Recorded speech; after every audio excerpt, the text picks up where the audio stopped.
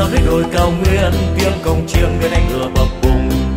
Cười ê đê mơ nông ra rai ba na, yêu núi rừng về buôn đôn đi xem đua voi, về buôn mét thùa đi xem lễ hội đường phố, nhịp sống Tây Nguyên. Hey!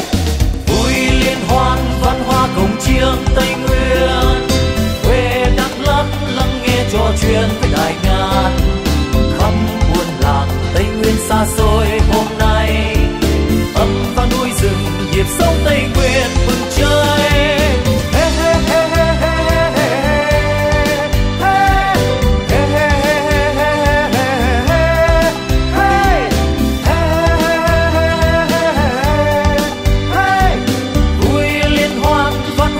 Chiêng Tây Nguyên, vui liên hoan văn hóa cồng chiêng Tây Nguyên. Về Tây Nguyên mùa này rừng xanh vui thật là vui, xuân sang núi đồi cao nguyên, tiếng cồng chiêng bên anh ngựa bập bùng. Người ê đê mơ nông ra rai ba na, yêu núi rừng về buôn đôn đi xem đua voi, về buôn mét thùa đi xem lễ hội đường phố, nhịp sống Tây Nguyên. Hey! Vui liên hoan văn hóa cồng chiêng Tây Nguyên, quê Đắk Lắk lắng nghe trò chuyện với đại ngàn, khắp buôn làng Tây Nguyên xa xôi hôm nay, ấm vang núi rừng nhịp sống Tây Nguyên mừng chơi. Hey, hey, hey, hey, hey, hey, hey. Hey! Hey, hey, hey, hey, hey, hey,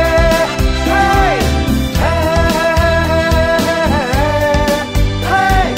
Vui liên hoan văn hóa cồng chiêng Tây Nguyên, vui liên hoan văn hóa cồng chiêng Tây Nguyên.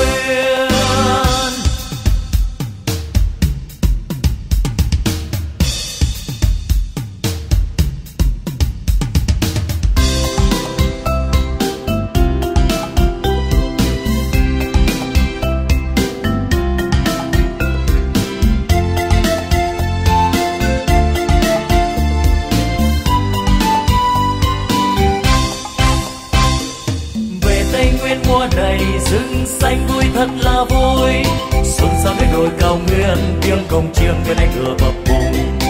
Người ê đê mơ nông ra rai ba na, yêu núi rừng về buôn đôn đi xem đua voi, về buôn mét thùa đi xem lễ hội đường phố, nhịp sống Tây Nguyên. Hey!